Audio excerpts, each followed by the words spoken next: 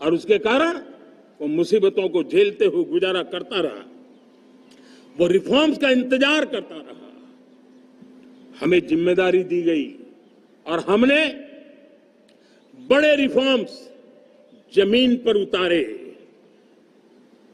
गरीब हो, middle class हो, हमारे वंचित लोग हो, हमारी बढ़ती जाती शहरी आबादी हो, हमारे नौजवानों के सपने हो, संकल्प हो, आकांक्षाएं हो, उनके जीवन में बदलाव लाने के लिए रिफॉर्म का मार्ग हमने चुना। और मैं देशवासियों को विश्वास दिलाना चाहता हूं, रिफॉर्म के प्रति हमारी जो प्रतिबद्धता है वो पिंक पेपर के एडिटोरियल के लिए सीमित नहीं है। हमारे रिफॉर्म्स की ये प्रतिबद्धता है, वो 4 दिन की वाहवाही के लिए नहीं है। हमारी रिफॉर्म्स की प्रक्रिया किसी मजबूरी में नहीं है, देश को मजबूती देने के इरादे से है। और इसलिए मैं आज कह सकता हूं, रिफॉर्म का हमारा मार्ग एक प्रकार से ग्रोथ की ब्लूप्रिंट बनी हुई है।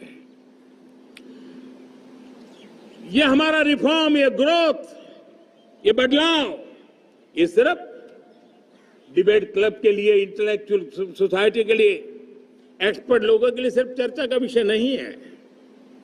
साथियों, हमने राजनीतिक मजबूरी के कारण नहीं किया है। हम जो कुछ भी कर रहे हैं वो राजनीति का भागा गुणा करके नहीं सोचते हैं। हमारा एक ही संकल्प होता है, नेशन फर्स्ट, नेशन फर्स्ट, राष्ट्र हित सुप्रीम।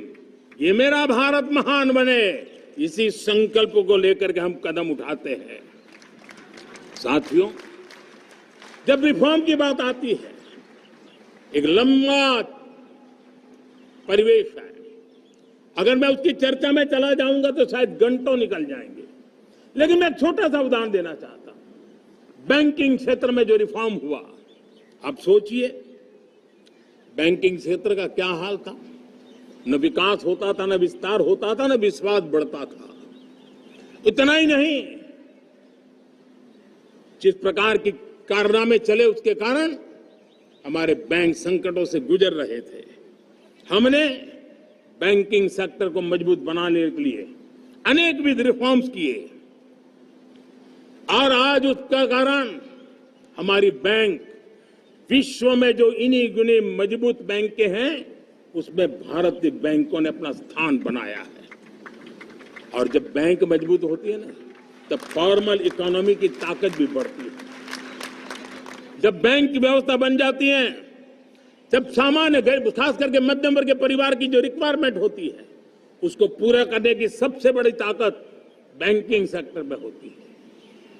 अगर उसको होम लोन चाहिए, उसको व्हीकल का लोन चाहिए, मेरे किसान को ट्रैक्टर के लिए लोन चाहिए, मेरे नौजवानों को स्टार्टअप के लिए लोन चाहिए, मेरे नौजवानों को कभी पढ़ने के लिए, एजुकेशन के लिए लोन चाहिए, किसी को विदेश जाने के लिए लोन चाहिए, ये सारी बातें उसे संभव होती है। मुझे तो खुशी है कि मेरे पशुपालक भी, मेरे मछली पालन करने वाले भाई बहन भी आज बैंकों से लाभ ले रहे हैं। मुझे खुशी है मेरे रेहड़ी पटरी वाले लाखों भाई बहन आज बैंक से साथ जुड़ करके अपनी नई ऊंचाइयों को प्राप्त कर रहे हैं और विकास की दिशा में वो भागीदार बन रहे हैं। हमारे एमएसएमई, हमारे लघु उद्योग के लिए तो बैंक एक सबसे बड़ी सहायक होती है। उसको रोजमर्रा पैसों की जरूरत होती है अपने नित्य मर्जी पर प्रगति के लिए, और उस काम को हमारी मजबूत बैंकों के कारण संभव हुआ है। साथियों,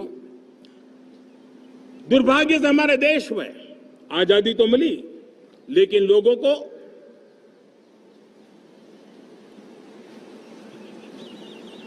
एक प्रकार से माई बाप कल्चर से गुजरना पड़ा। सरकार के पास मांगते रहो, सरकार के पास हाथ फैलाते रहो, किसी की सिफारिश के लिए रास्ते खोजते रहो, वही कल्चर डेवलप हुआ था। आज हमने गवर्नेंस के इस मॉडल को बदला है। आज सरकार खुद लाभार्थी हितार्थी के पास जाती है। आज सरकार खुद उसके घर गैस का चूल्हा पहुंचाती है। आज सरकार खुद उसके घर पानी पहुंचाती है। आज सरकार खुद उसके घर बिजली पहुंचाती है। आज सरकार खुद उसको आर्थिक मदद दे करके विकास के नए आयामों को सर करने के लिए प्रेरित करती है, प्रोत्साहित करती है। आज सरकार खुद नौजवान के स्किल डेवलपमेंट के लिए अनेकविध कदम उठा रही है। साथियों, बड़े रिफॉर्म्स के लिए हमारी सरकार बहुत ही प्रतिबद्ध है और हम इसी के द्वारा देश में प्रगति की राह को चुनना चाहते हैं। साथियों, देश में नई व्यवस्थाएं बन रही है। देश को आगे ले जाने के लिए अनेक वित्त नीतियों को, अनेक वित्त पॉलिसीज को निरंतर बनाया जाए और नए सिस्टम पर देश का भरोसा भी बढ़ता रहता है, निरंतर बढ़ता रहता है।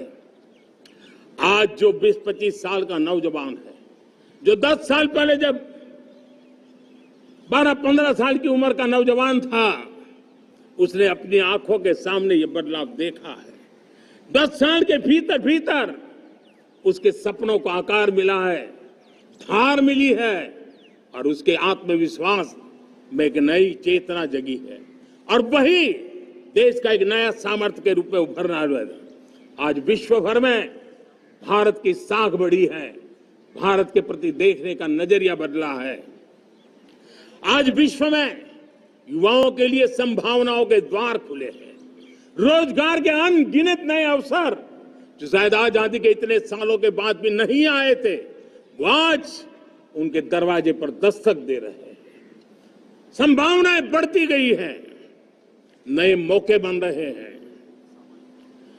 मेरे देश के युवाओं को अब धीरे धीरे चलने का इरादा नहीं है। मेरा देश का नौजवान इंक्रीमेंटल प्रगति में विश्वास नहीं करता। मेरा देश का नौजवान छलांग मारने के मूड में है। वो छलांग मार के नई सिद्धियों को प्राप्त करने के मूड में है। मैं कहना चाहूंगा, भारत के लिए गोल्डन एरा है।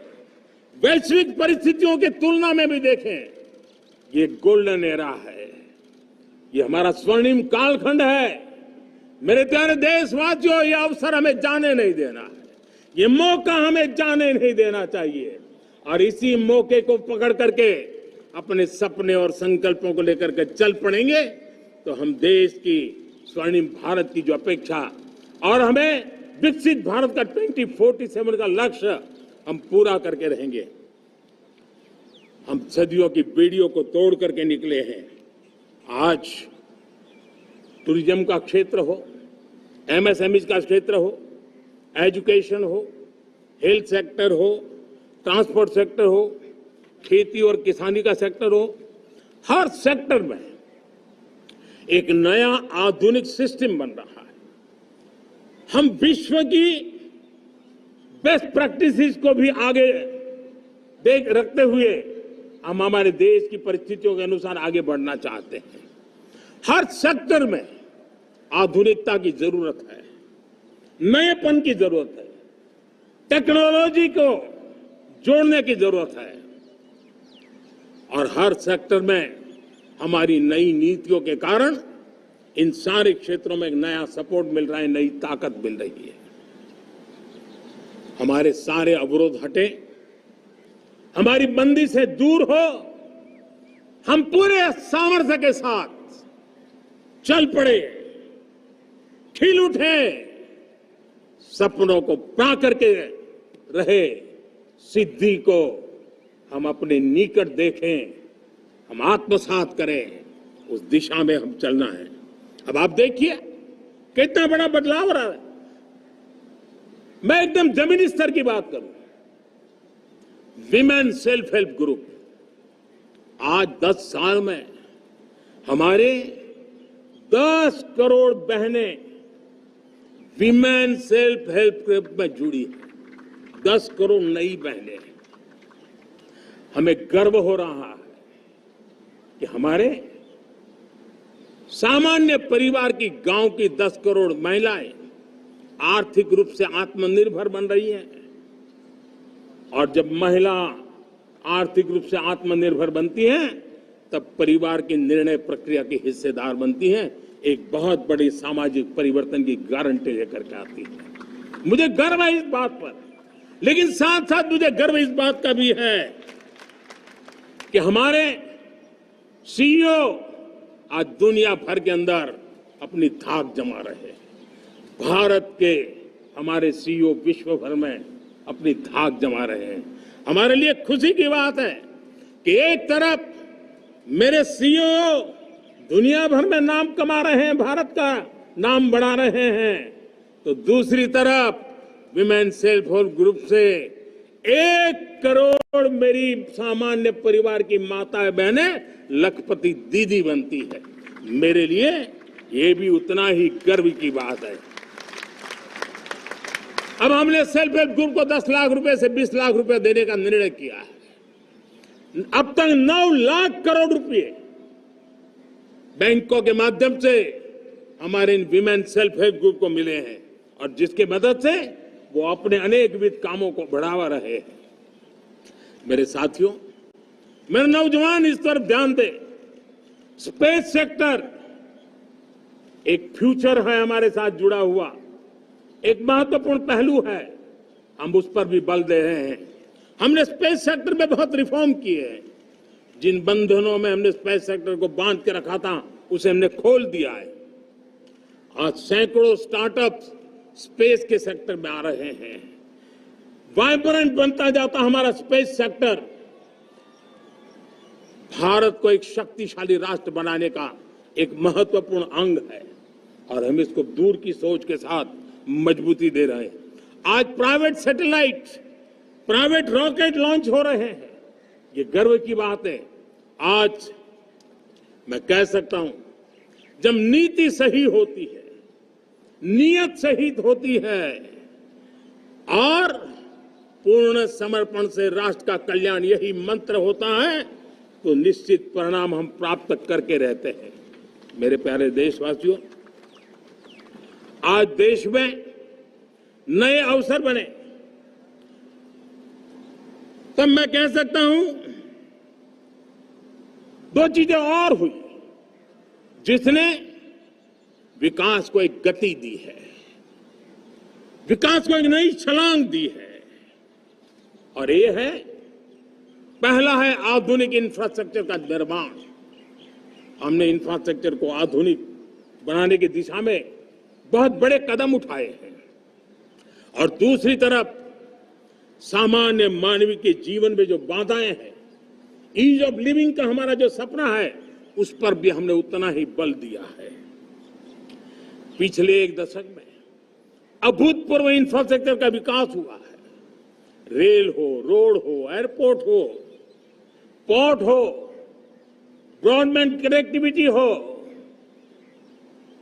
गांव गांव नए स्कूल बनाने की बात हो, जंगलों में स्कूल बनाने की बात हो, दूर सुदूर इलाकों में अस्पताल बनाने की बात हो, आरोग्य मंदिर बनाने की बात हो, मेडिकल कॉलेजों का काम हो, आयुष्मान आरोग्य मंदिरों का निर्माण चलता हो, 60,000 से ज्यादा अमृत सरोवर बने हो, 2 लाख पंचायतों तक ऑप्टिकल फाइबर नेटवर्क पहुंचा हो, नहरों का एक बहुत बड़ा जाल बिछाया जा रहा हो, 4 करोड़ पक्के घर बनना, गरीबों को एक नया आश्रय मिलना, 3 करोड़ नए घर बनाने के संकल्प के साथ आगे बढ़ने की हमारी कोशिश हो।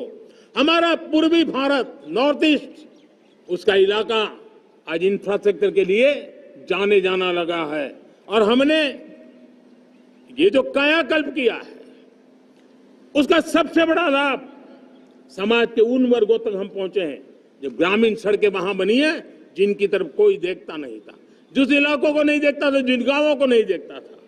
दलित हो, पीड़ित हो, शोषित हो, वंचित हो, पिछड़े हो, आदिवासी हो, जंगल में रहने वाले हो, दूर सुदूर पहाड़ों में रहने वाले हो, सीमावर्ती स्थान पर रहने वाले हो, हमने उनकी आवश्यकता की पूर्ति की है। हमारे मछुआरे भाई बहनों की आवश्यकताओं को पूरा करना, हमारे पशुपालकों के जीवन को बदलना, एक प्रकार से सर्वांगीण विकास का प्रयास हमारी नीतियों में रहा, हमारी नीयत में रहा है, हमारे रिफॉर्म में रहा है, हमारे कार्यक्रमों में रहा है, हमारी कार्यशैली में रहा है। और उस सबसे बड़ा लाभ मेरे युवाओं को होता है। उनको नए नए अवसर मिलते हैं, नए नए क्षेत्र में कदम रखने का उसके लिए संभावनाएं बन जाती है और वही तो सबसे ज्यादा रोजगार दे रहा है और सबसे ज्यादा रोजगार प्राप्त करने का अवसर इन्हीं समय में उनको मिला है। हमारा जो मध्यम वर्गीय परिवार है, मध्यम वर्ग के परिवार को क्वालिटी ऑफ लाइफ, वो स्वाभाविक उसकी अपेक्षा रहती है। वो देश के लिए बहुत देता है, तो देश का भी दायित्व है कि उसकी जो क्वालिटी ऑफ लाइफ पे जो उसकी अपेक्षाएं हैं, सरकार की कठिनाइयों से मुक्ति की उसकी जो अपेक्षाएं हैं, उसको पूर्ण करने के लिए हम निरंतर प्रयास करते हैं। और मैंने तो सपना देखा है कि 2047 जब विकसित भारत का सपना होगा तो उसकी एक इकाई ये भी होगी कि सामान्य मानव के जीवन में सरकार की दखलें कम हो, जहां सरकार की जरूरत हो वहां अभाव न हो, और जहां सरकार की बेकारण प्रभाव भी न हो, इस प्रकार की व्यवस्था पर हम प्रतिबद्ध हैं। मेरे प्यारे देशवासियों, हम छोटी छोटी जरूरतों पर भी ध्यान देते हैं, हम छोटी छोटी आवश्यकताओं पर ध्यान देते हैं और उसको लेकर हम चलते हैं। चाहे हमारे गरीब का घर का चूल्हा जलता रहे, गरीब की मां को कभी आंसू पी करके सोना न पड़े, और इसके लिए मुफ्त इलाज की योजना हमारी चल रही है। बिजली, पानी, गैस अब सैचुरेशन के मूड पर है, और जब हम सैचुरेशन की बात करते हैं वो 100% होता है। जब सैचुरेशन होता है तो उसको जातिवाद का रंग नहीं लगता है। जब सैचुरेशन होता है तो उसमें पांथिकता का रंग नहीं लगता है। जब सैचुरेशन का मंत्र होता है तब सच्चे अर्थ में सबका साथ सबका विकास का मंत्र साकार होता है। लोगों के जीवन में सरकार की दखल कम हो, उस दिशा में हमने हजारों कंप्लायंसेस के लिए सरकार सामान्य मानवी पर बोझ डालती थी, उन सारे कंप्लायंसेस को दूर किया। हमने देशवासियों के लिए 1,500 से ज्यादा कानूनों को खत्म कर दिया ताकि कानूनों की जंजाल के अंदर देशवासियों को फंसना न पड़े।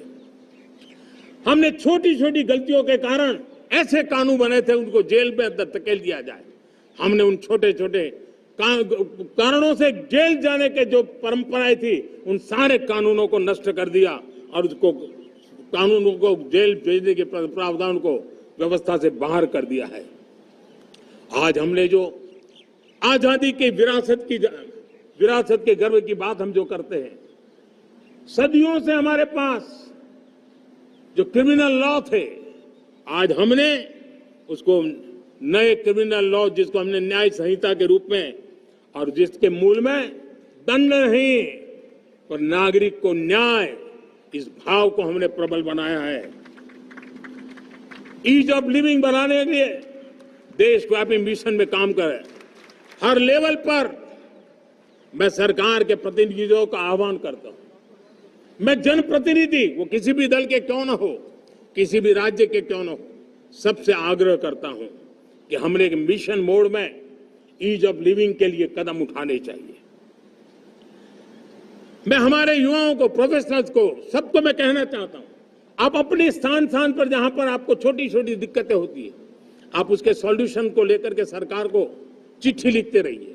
सरकार को बताइए कि बिना कारण की कठिनाई आए उसको दूर करने से कोई नुकसान नहीं है। मैं पक्का मानता हूं आज सरकारें संवेदनशील है। हर सरकार, स्थानीय स्वराज्य की संस्था होगी या राज्य सरकार होगी या केंद्र सरकार होगी, उसको तवज्जो देगी। गवर्नेंस में रिफॉर्म्स, ये हमें विकसित भारत 2047 के सपने के लिए हमने उसको जोर लगा करके आगे बढ़ाना होगा, ताकि सामान्य मानवी के जीवन में अवकाश ही अवकाश पैदा हो, रुकावटें खत्म होती चली जाए। नागरिकों का डिग्निटी ऑफ सिटीजन, नागरिकों के जीवन में सम्मान मिले। डिलीवरी के संबंध में कभी किसी को ये कहने की मोहब्बत ना आया कि ये तो मेरा हक था कि मुझे मिला नहीं, उसको खोजना न पड़े। सरकार के गवर्नेंस में डिलीवरी सिस्टम को और मजबूती चाहिए। आप देखिए, देश में जब हम रिफॉर्म की बात करते हैं, आज देश में करीब 3 लाख संस्थाएं काम कर रही है, चाहे पंचायत हो, नगर पंचायत हो, नगर पालिका हो, महानगर पालिका हो, यूटी हो, स्टेट हो, डिस्ट्रिक्ट हो, केंद्र, छोटी मोटी 3 लाख करीब इकाइयां हैं। अगर ये हमारे 3 लाख इकाइयों को मैं आज आह्वान करता हूं कि अगर आप साल में अपने स्तर पर जिन चीजों की जरूरत है सामान्य मानवी के लिए 2 रिफॉर्म करें। ज्यादा नहीं कह रहा हूं मेरे साथियों, एक पंचायत हो, एक राज्य सरकार हो, कोई विभाग हो, सिर्फ 1 साल में 2 रिफॉर्म और उसको जमीन पर उतारें। आप देखिए हम देखते ही देखते एक साल में करीब करीब 25-30 लाख रिफॉर्म कर सकते हैं। जब 25-30 लाख रिफॉर्म हो जाए तब सामान्य